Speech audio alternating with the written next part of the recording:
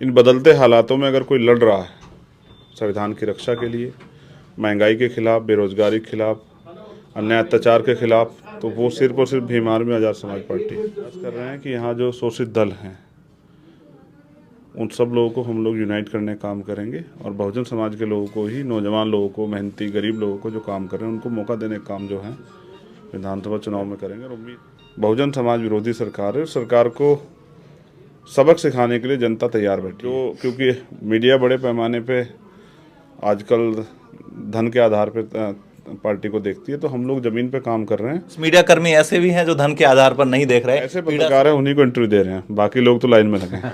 ना मैं गिरा ना मेरी उम्मीदों के मीनार गिरे, पर मुझे गिराने में लोग कई बार गिरे। साथियों नमस्कार, न्यूज ऑफ ग्वालियर में आप सभी का स्वागत है। और साथियों, आज हमारे साथ बहुत ही विशेष मेहमान आजाद समाज पार्टी के राष्ट्रीय अध्यक्ष चंद्रशेखर जी मौजूद हैं। सर, पहले तो ग्वालियर में बहुत बहुत स्वागत है। धन्यवाद बहुत बहुत आपका। सर, जिस तरह से दो घटनाएं घटी हैं ग्वालियर जिले में, पहले डबरा के समीप एक घटना घटी, फिर भितरवार में घटी है, और जो अंबेडकर जी हैं उनकी प्रतिमा को लेकर विवाद था। अब आप आए हैं, तो किस तरह से अब आज कार्यक्रम रहेगा और क्या क्या बात होगी? देखिए, आज मैं भितरवार जाऊंगा, उसके साथ साथ एक सभा का भी प्रोग्राम है। और मैं समझता हूँ ये हम जब अपने महापुरुषों को पढ़ते हैं तो माननीय काशीराम साहब इस बात के लिए समाज को अवगत करते थे कि जिस समाज की राजनीतिक हैसियत कमज़ोर होती है उस समाज के साथ अन्याय अत्याचार लगातार जारी रहते हैं।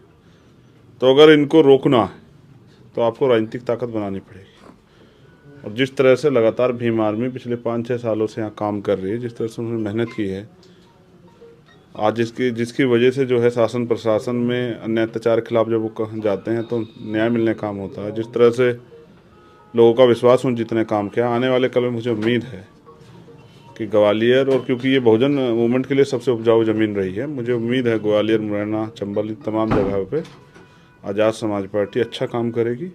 और क्योंकि अभी मेहनत जारी है, जो कमी खामियां उनको दूर किया जा रहा है, संगठन मजबूत किया जा रहा है, तो जब 2023 का विधानसभा चुनाव आएगा तो आज़ाद समाज पार्टी यहाँ से ताकतवर बनेगी और जो समस्या आज लोगों के सामने है उनका संपूर्ण इलाज हम लोग करने का काम करेंगे। आजाद समाज पार्टी पिछले कुछ दिनों से, या यूं कहें कुछ सालों से सक्रिय है, और लगातार एक महीने में 2 बार तो मैं ही प्रदेश अध्यक्ष जी से बात कर चुका हूं। तो कहीं ना कहीं आजाद समाज पार्टी पूरी ताकत से लड़ने का विचार इस क्षेत्र में, ग्वालियर चंबल में बना रही है। क्योंकि बीएसपी की बात कर रहे हैं तो बीएसपी का भी कहीं ना कहीं वजूद था यहाँ, अब बीएसपी नहीं है तो वो जगह आजाद समाज पार्टी लेके। देखिए, हम लोग मेहनत कर रहे हैं और मुकाबला भारतीय जनता पार्टी से, क्योंकि उन्हीं की सरकार है। और जो वर्तमान के हालात हैं इसमें लोगों के अंदर चिंता है, लोगों के अंदर जो है एक सुगबुगाहट है, लोगों के अंदर जो है एक अन्याय अत्याचार के खिलाफ लड़ने की ऊर्जा पैदा हुई है। भीम आर्मी ने बहुत काम किया है, लोगों का विश्वास जीता है। इस वजह से मैं समझता हूँ जनता इस बार आज़ाद समाज पार्टी को, यहाँ की जनता, बहुजन समाज के लोग मौका देंगे। क्योंकि इन बदलते हालातों में अगर कोई लड़ रहा है संविधान की रक्षा के लिए, महंगाई के खिलाफ, बेरोजगारी के खिलाफ, अन्य अत्याचार के खिलाफ, तो वो सिर्फ और सिर्फ भीम आर्मी आज़ाद समाज पार्टी। क्योंकि जो पूर्व मंत्री हैं डबरा में, जिनसे आजाद समाज पार्टी के सभी कार्यकर्ताओं का विवाद भी हुआ, इनका आरोप भी है कि झूठे आरोप भी लगाए गए आपके कार्यकर्ताओं पर। वो इमरती देवी जी भी उसी समाज से आती हैं, तो कहीं ना कहीं उनको भी साथ लेने का, समझाने का कार्य करेंगे। देखिए, जब जो दूसरे दल में है, ये लड़ाई विचारधारा की, और विचारधारा के आधार पे उन्होंने ऐसा दल चयन किया है जहां जिस दल के जरिए आप कमजोरों की, शोषितों की, दलितों की, पिछड़ों, आदिवासी, अल्पसंख्यकों की आवाज उठा ही नहीं सकते। तो मैं तो इस बात को जिम्मेदारी से समझता हूं कि महामानव तथागत बुद्ध उनको सद्बुद्धि दें। उन लोगों से ज़्यादा उम्मीद नहीं है, इसलिए आज़ाद समाज पार्टी के लोग सक्रिय रूप से काम कर रहे हैं। और ये घटनाएं तभी रुकेंगी जब राजनीतिक सत्ता जो है आज़ाद समाज पार्टी के हाथ में आएगी। तो पूरी तरह से आजाद समाज पार्टी सक्रियता से चुनाव पूरे मध्य प्रदेश में लड़ती नजर आ रही है। हाँ, पूरे मध्य प्रदेश में लड़ रही है, मजबूत संगठन बन गया है, लगातार काम चल रहा है, बूथ कमेटी का काम चल रहा है।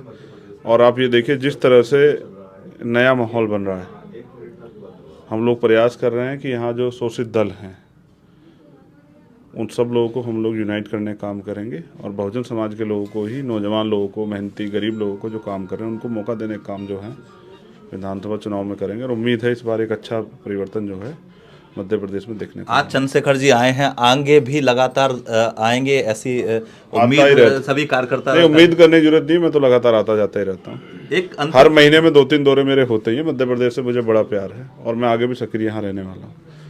अंतिम सवाल है मेरा कि जिस तरह से मध्य प्रदेश में भाजपा की सरकार कार्य कर रही है, देश में कार्य कर रही है, कई तरह के सवाल अन्य राजनीतिक पार्टियां भी उठा रही हैं और हर तरह के संगठन उठा रहे हैं, तो आज के हालातों को आप अपने नज़रिए से किस प्रकार से देखते हैं? देखिए, यहाँ की जो सरकार है, उस सरकार में जो न्याय जन्म से अधिकार है वही लोगों को नहीं मिल रहा है। रोजगार और महंगाई पे तो मैं क्या बात करूँ।